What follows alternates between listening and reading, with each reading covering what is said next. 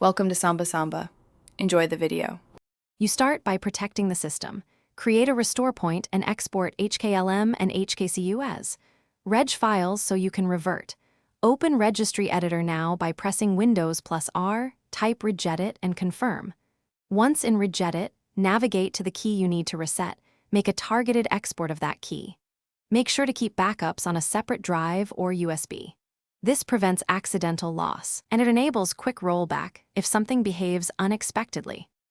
Now you perform the core actions. Import a default. Reg file or merge a known good export to overwrite corrupted values.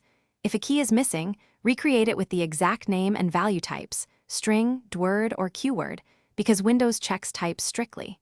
Once done, use Regedit's permissions to ensure system and administrators have full control so the OS can read and write. Also, restart Explorer or sign out to let changes propagate. Some keys require a reboot to take effect.